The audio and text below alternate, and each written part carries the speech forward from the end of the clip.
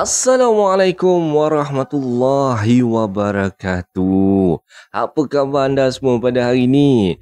KSM harapkan kita semua gembira dan ceria di samping keluarga tercinta. Okey, macam biasalah kita mulakan dengan bacaan doa dulu. وَجَعَلْنَا مِنْ بَيْنِ أَيْدِيهِمْ سَدًّا وَمِنْ خَلْفِهِمْ سَدًّا فَأَغْشَيْنَاهُمْ فَهُمْ لَا يُبْصِرُونَ. Baiklah, tak nak buang-buang masa lagi. Jom kita mulakan dengan kisah yang pertama.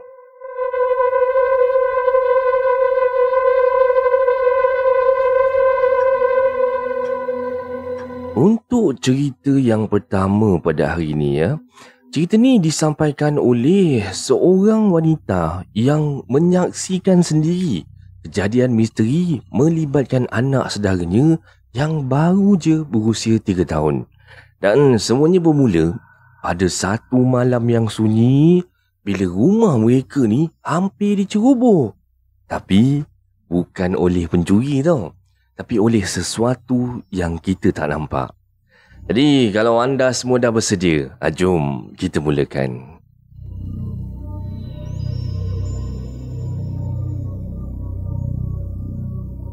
Malam tu rumah kami tenang je bang. Yelah, tenang macam biasa je. Dan saya pula kebetulan tidur lewat sebab nak habiskan kerja yang tertangguh. Dan kalau tak silap saya bang, lebih kurang dalam pukul 2 pagi lah macam tu, masa saya tengah sibuk dengan kerja saya tu kan, tiba-tiba saya dengar bunyi pintu dapur tau. Dekat pintu dapur tu macam ada orang pegang tombol pintu dan cuba nak buka.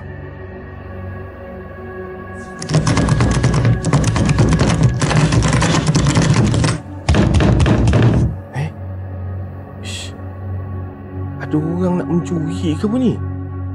Ini tak boleh jadi ni. Dan nasib baiklah rumah ni semua kami dah kunci. Anak-anak pula memang semua tengah tidur bang. Jadi saya ni dah dengar bunyi macam tu, saya pun pelik juga kan. Saya pun bangun, jalan slow-slow bang. Saya pergi ke arah dapur. Dan bila saya sampai dekat dapur tu bang, saya terkejut sangat tau. Sebab anak saudara saya yang masa tu baru umur 3 tahun tau, tengah berdiri kat depan pintu dan tangan dia tu macam tengah cuba nak buka pintu dapur tu. Tapi yang peliknya bang, mata dia terbuka, tapi muka dia kosong bang. Macam bukan kosong tak ada mata, tak ada apa. Muka dia tu kosong, macam tak ada perasaan langsung tau. Aiman? Aiman nak pergi mana tu? Dan saya duk panggil dia kan, tapi dia tak menyahut bang. Saya tak cerita banyak dah. Saya terus capai dia, angkat dan terus peluk tau. Dan bila saya peluk dia ni bang, saya rasa badan dia sejuk sangat. Sejuk dah macam air batu dah. Terus saya dah peluk dia, saya dukung dia, bawa dia masuk dalam bilik dan letakkan dia semula atas katil tau. Dan yang lagi peliknya, dia kan, Aiman ni, dia baring-baring je terus. Terus tertidur bang, terus sambung tidur. Macam tak ada benda yang jadi pun. Jadi pasal benda ni, saya macam, masa tu saya tak nak fikirkan sangat lah. Lagipun saya memang dah ngantuk kan. Jadi saya pun tidur. Esok paginya, barulah saya tanya dia, Aiman, kenapa malam tadi Aiman nak buka pintu dapur tu Man? Ada orang tu, dia panggil Aiman, suruh Aiman keluar. Orang? Orang mana pula ni Man? Alah, adalah. Orang tu, dia duduk kat tingkap. Saya masa tu terus terdiam bang. Terus rasa meremang je kan. Ni saya tanya lagi, Man, macam mana Man rupa orang tu? Orang tu kan, muka dia kosong, tak ada muka. Muka dia kosong nanti.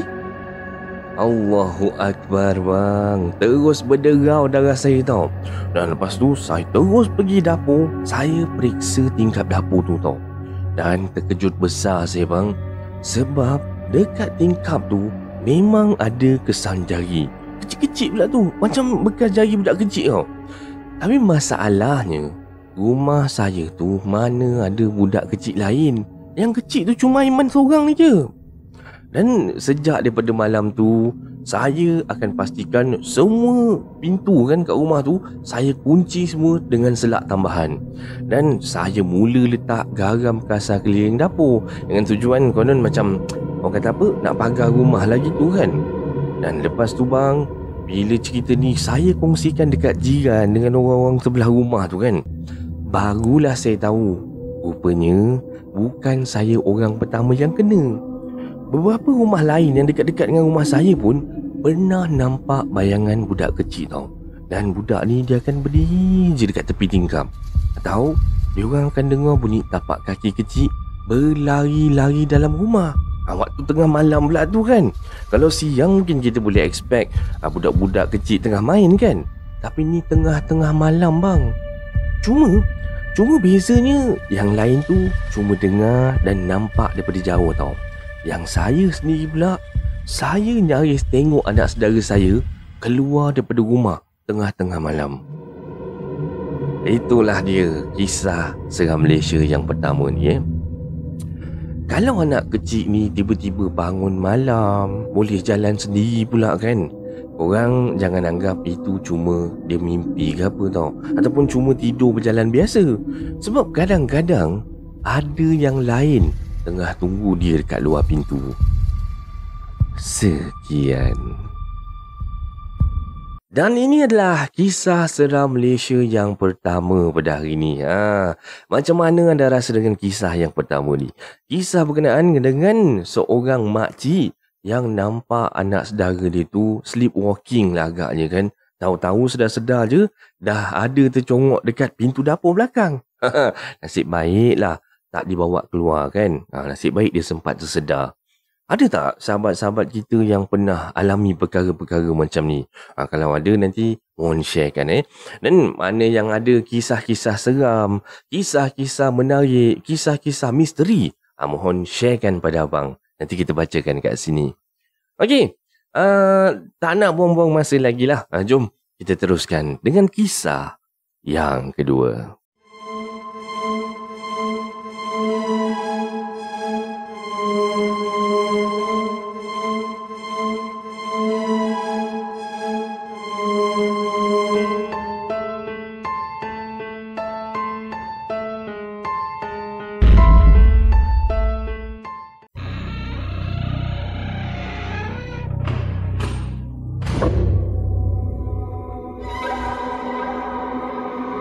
Untuk cerita yang kedua ni cerita ni disampaikan oleh seorang ibu yang alami satu malam yang katanya paling menakutkan dalam hidup dia. Bila anak perempuan dia ni tiba-tiba berdiri tegak dengan mata terbuntang terbuka kan. Tapi bukan dalam sedar. Kalau anda semua dah bersedia, jom kita mulakan.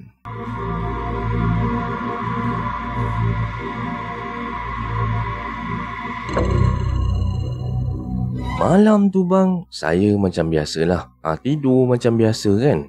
Dan anak saya yang umur baru je dalam 7 tahun, tidur katil bujang dekat tepi tingkap. Dan saya pula, saya tidur dekat katil besar betul-betul sebelah dia tau.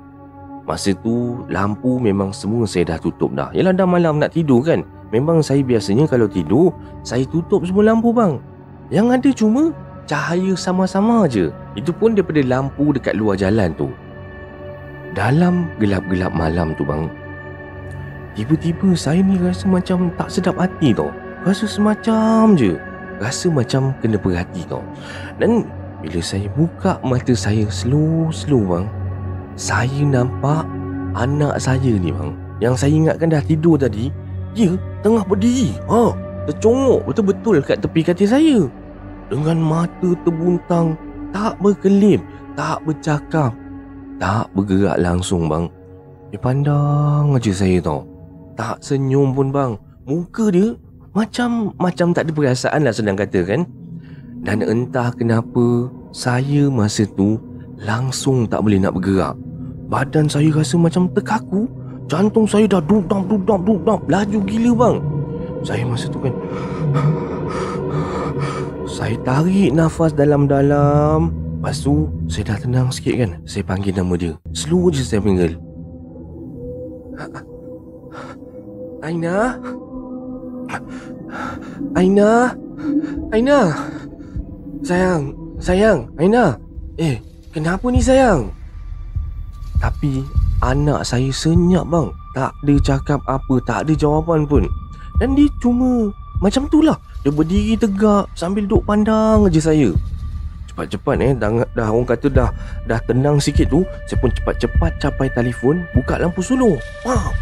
Saya terus suluh muka dia bang. Dan yang peliknya, lepas cahaya handphone saya tu kena muka dia, dia kan macam tiba-tiba dia macam baru tersedar tau. Dia pandang keliling kan, dengan muka dia macam blur-blur gitu kan. Dan dia pula tanya saya, Ibu? Kenapa ibu duduk atas lantai? Ya Allah bang, saya masa tu baru perasan yang saya dah duduk menyandar dekat dinding dah. Telefon dah terjatuh. Nasib baik tak pecah bang. Terkejut punya pasal lah masa tu kan. Dan saya langsung tak sedar. Tak bila entah saya bangun daripada katil dan saya duduk dekat situ. Jadi bang bila saya dah sedar tu kan, saya terus bangun, saya peluk dia kuat-kuat dan suruh dia baring semula. Dan lepas tu bang, sambil saya nak tidurkan dia tu, saya pun baca surah-surah apa yang patut apa semua saya baca je bang. Sampailah dia tertidur. Esok paginya bang, bila saya tanya pada anak saya tu, ingat tak apa yang jadi malam tadi kan? Dia geleng kepala bang. Dia tak ingat langsung tau. Tapi saya perasan tau, dia ada cakap satu benda. Ibu nak tahu tak? Malam tadi kan Aina mimpi ada nenek tua bu. Dia ajak Aina main kat luar tingkap. Saya masa dengar dia kata gitu kan, saya terdiam terus bang. Dan untuk pengetahuan pendengar semualah tingkap bilik kami ni dia sebenarnya betul-betul berhadapan dengan satu pokok besar yang ada dekat tepi rumah saya. Tapi itulah, tak tahulah Mungkinlah ada benda agaknya yang tinggal dekat situ yang cuba nak mengganggu kan. Dan lepas daripada kejadian tu, saya mula perasan bang, setiap kali anak saya demam ataupun dia stres ke apa kan, dia akan mula malam tu akan berjalan dalam tidur tau. Dia orang kata apa, sleepwalking lah macam tu. Kadang dia akan duduk sorang-sorang senyap-senyap dalam gelap dekat tepi tangga. Dia duduk je kan. Kadang yang terperanjatnya, bila saya buka pintu bilik air je, tercongok dia terberdiri kat dalam gelap dalam tu. Dan setiap kali jadi macam ni, bila saya tanya esoknya tu kan, dia tak pernah ingat bang. Dan itulah dia kisah seram Malaysia yang kedua ni. Jangan pandang ringan bila anak-anak kita ni berjalan dalam tidur tau. Biasanya bila jadi macam ni, benda tu dah macam tak normal. Sebab kadang-kadang bukan dia yang nak keluar daripada bilik, tapi ada yang ajak dia keluar. Jadi kalau adalah antara sahabat-sahabat yang ada masalah macam ni, cubalah dapatkan rawatan. Sekian. Dan ini adalah kisah seram Malaysia yang kedua pada hari ini. Macam mana anda rasa dengan kisah yang kedua ni? Kisah sama juga macam kisah yang pertama, kisah sleepwalking. Untuk hari ni kan, abang ada kisah ni, 3 kisah yang berkenaan dengan orang kata berjalan masa malam ni kan. Tapi untuk kisah yang ketiga ni, dia lain macam sikit. Dan kisah yang keempat tu, nanti kita dengarkan kisah dia macam mana ya. Okey. Tak nak buang-buang masa lagi, jom kita teruskan dengan kisah yang ketiga.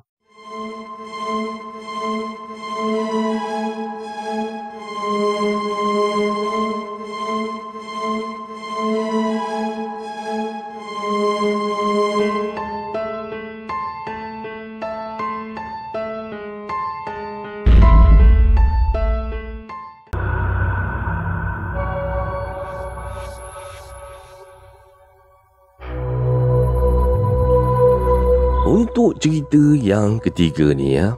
Cerita ni disampaikan oleh seorang staf hotel yang kerja shift malam kat sebuah hotel lama dekat bandar. Dekat mana ni? Dia tak ada beritahu lah Dan kejadian ni berlaku waktu dia baru seminggu mula kerja. Dan dari situlah hidup dia dah tak sama lagi. Jadi, kalau anda semua dah bersedia, jom kita mulakan.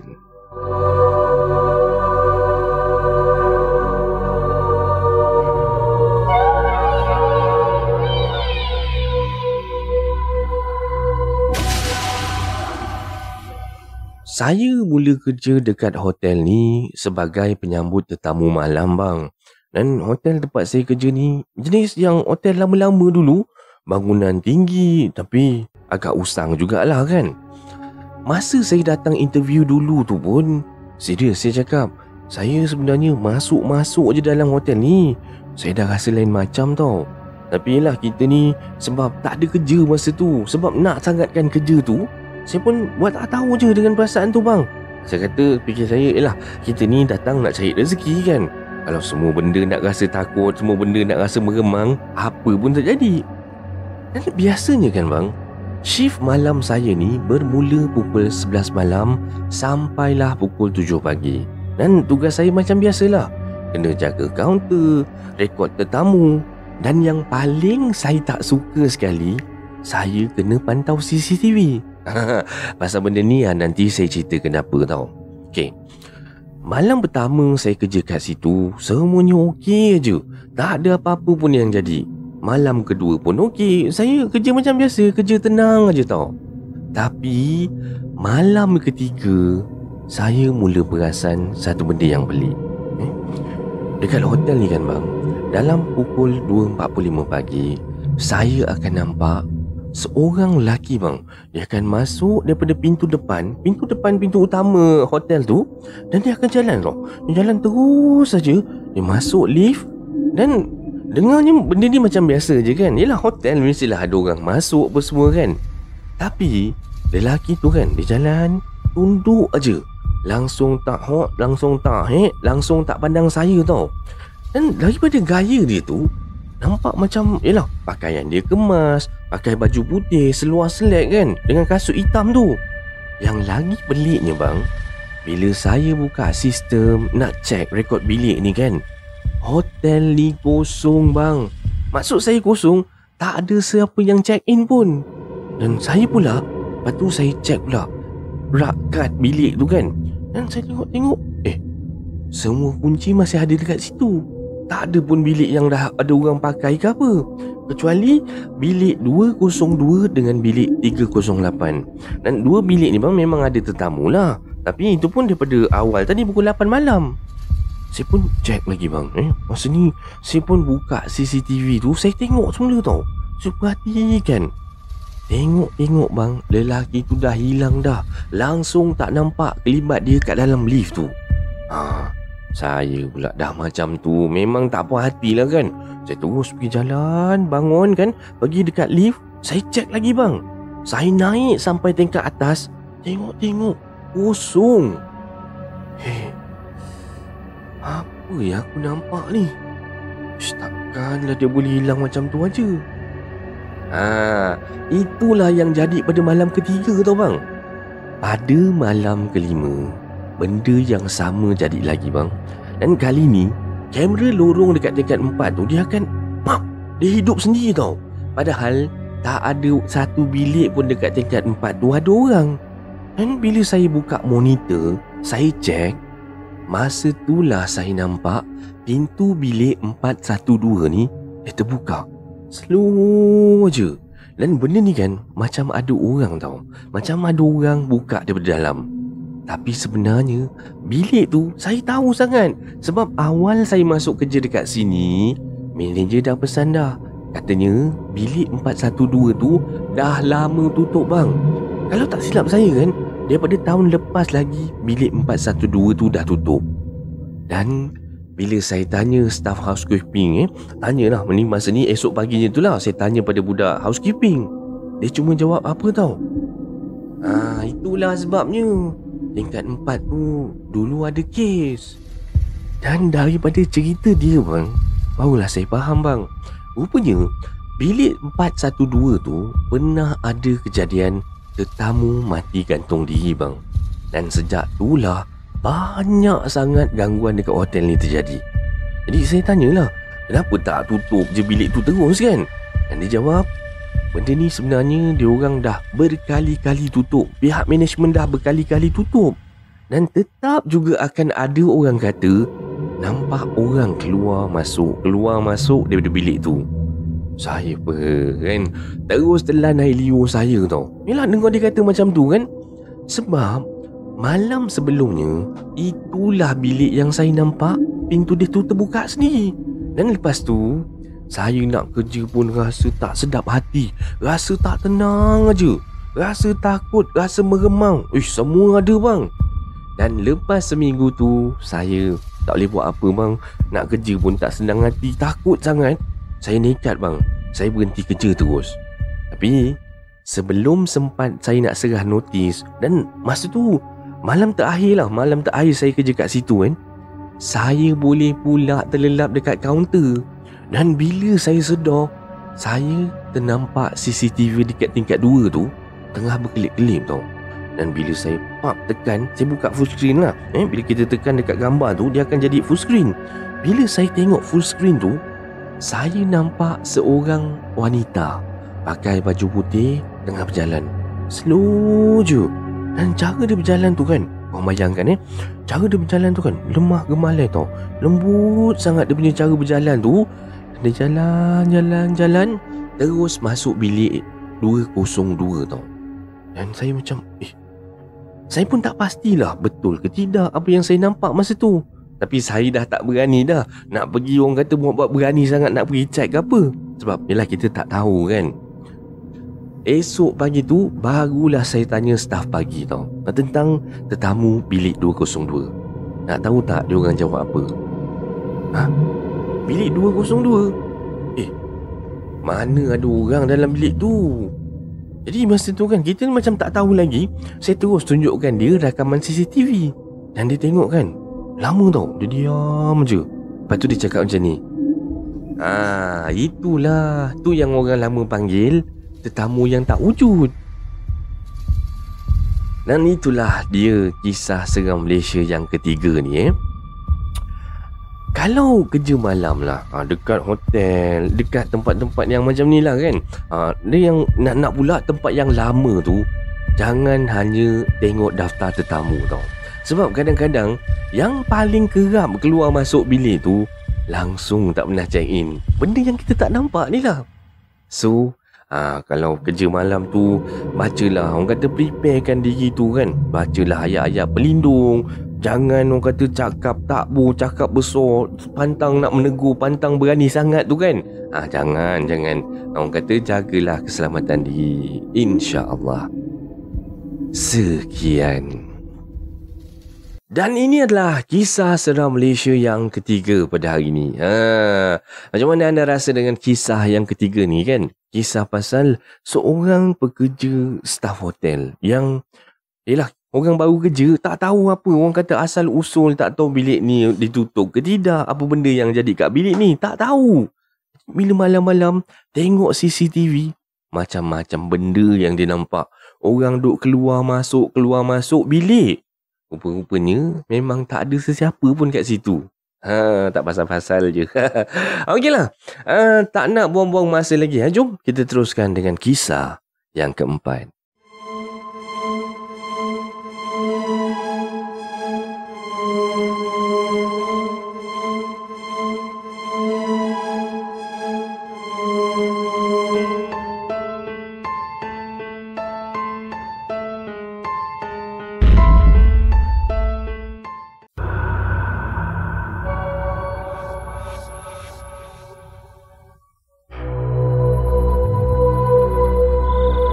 Untuk cerita yang keempat ni cerita ni disampaikan oleh Rina, seorang peminat setia daripada Kota Kinabalu, Sabah. Dan pengalaman seram yang dia nak kongsikan ni berlaku semasa dia menyewa bilik dekat sebuah unit PPR berdekatan dengan tempat kerja dia. dekat sini Rina ada minta lah lokasi sebenarnya dirahsiakan. Tapi kata dia, tempat tu memang popular sangat lah. Orang-orang kat sekitar situ memang tahu sangat kalau dia beritahu nama lah. Jadi kalau anda semua dah bersedia, jom kita mulakan.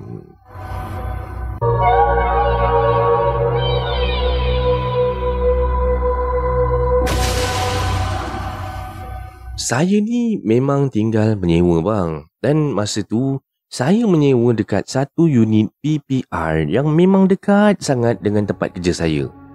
Mula-mula masuk rumah tu okey je bang. Tak ada apa-apa yang pelik, tak ada benda-benda yang orang kata berhepek-hepek jadi, tak ada.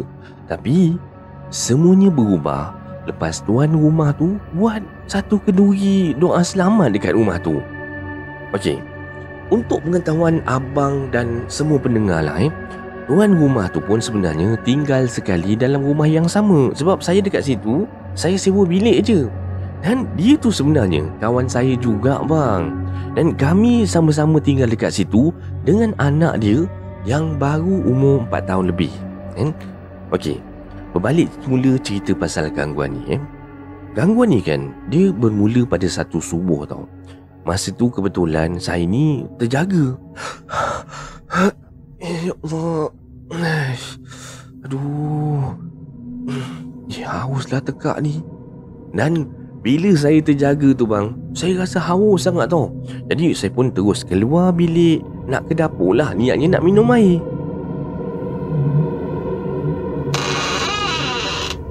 Dan bila saya buka pintu bilik, saya terpandang, itu bukan ke si Aiman tu. Saya nampak anak tuan rumah bang, tengah duduk dekat ruang tengah rumah tu. Tapi muka dia kosong. Tak ada mata, tak ada hidung, tak ada mulut bang. Saya macam Astagfirullahaladzim. Astagfirullahaladzim. Apa benda ni? Memang terperanjat lah saya kan. Tapi belum sempat pun saya nak buat apa-apa, tiba-tiba bila saya toleh balik semula tengok, dia hilang bang. Tak ada dah kat situ. Saya ni macam duk gosok-gosok lah mata kan, duk tercengok kat depan pintu tu, duk gosok-gosok mata, duk pandang. Betul ke apa yang saya nampak kan? Saya ni macam ya tak ya kan, saya ni tengah mimpi ke apa kan? Lepas tu saya tarik nafas panjang-panjang. Dalam hati saya fikir, aduh, aku ni penat sangat agaknya. Itu yang nampak yang bukan-bukan tu. Jadi saya pun malah lah nak fikir sangat pasal benda tu. Saya fikir yang mungkin saya penat sangat lah. Saya pun buat tak tahu je lah. Esoknya bang, kebetulan hari tu hari cuti saya tau. Dan petang tu hujan lebat. Yalah, dah hujan-hujan macam tu, apa lagi, saya lepak dalam bilik aja. Sambil saya duduk baring, sambil saya duduk memalas-malaskan diri kan, duduk layan scroll-scroll Facebook, tiba-tiba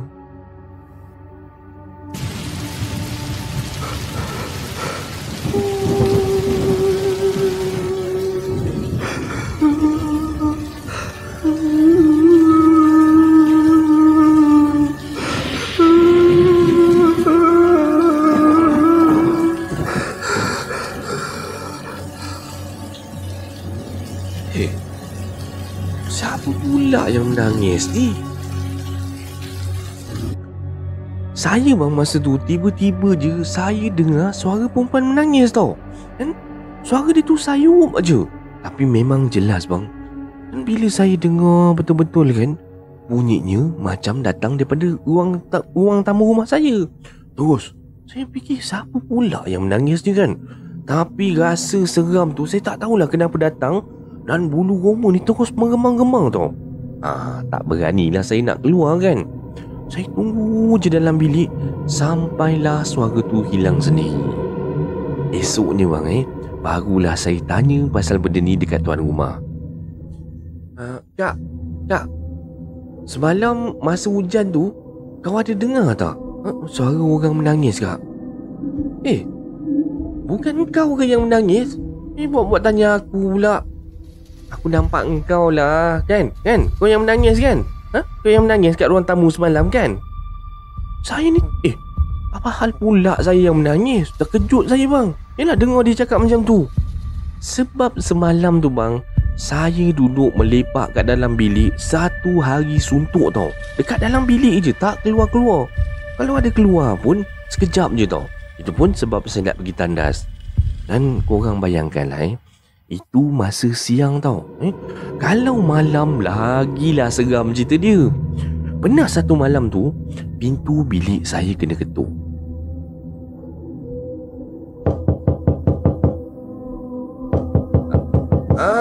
Ya kak. Ya kejap. Masa tu bang, saya fikirkan tuan rumah ni nak cakap sesuatu lah kat saya kan. Jadi saya pun bangun, buka pintu. Tapi bila saya buka bang, tak ada sesiapa pun dekat luar. Telan air liur sekejap saya. Dan masa saya nak tutup balik pintu tu, saya boleh dengar lagi bang suara perempuan yang menangis tu. Dan kali ni suara tu lagi dekat.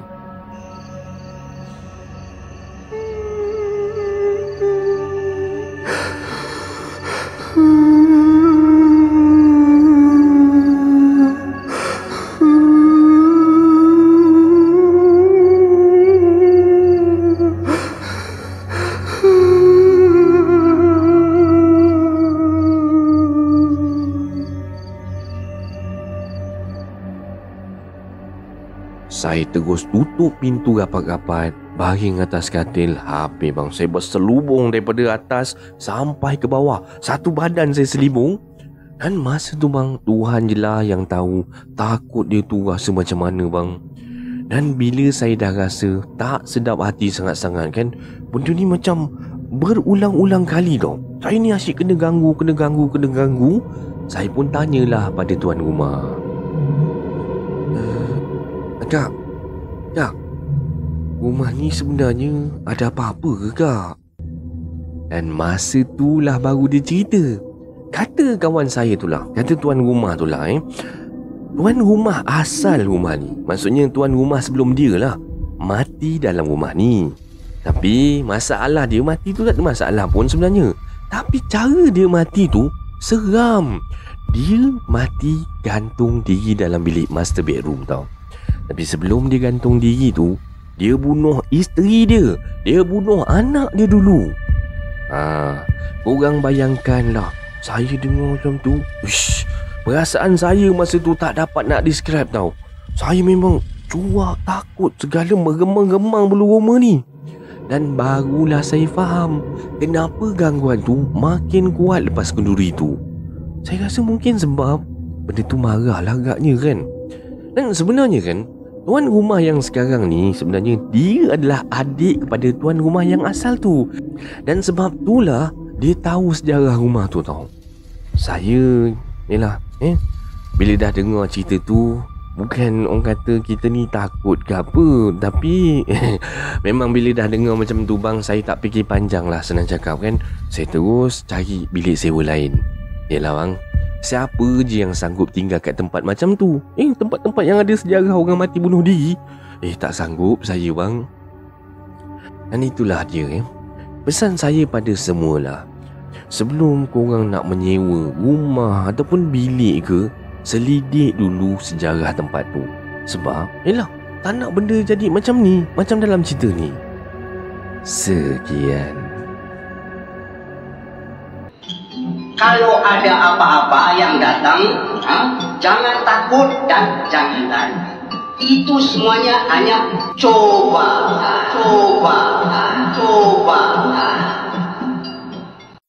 Dan ini adalah kisah seram Malaysia yang terakhir pada hari ini. Semoga anda semua terhibur dengan kisah-kisah yang Abang KSM sampaikan. Abang KSM nak minta ampun, nak minta maaf ya, kalau tadi tu abang ada tersilap kata ataupun ada terkasar bahasa. Harap sahabat semua dapat maafkan. Mana yang belum like tu, tekanlah button like. Mana yang belum subscribe tu, tekanlah button subscribe tu dulu. Supportlah channel KSM. Kita kan geng. So, dengan ini berakhirlah sudah kisah seram Malaysia untuk hari ini. Jumpa lagi esok pukul 4 petang, insya-Allah. Terima kasih semua. Assalamualaikum.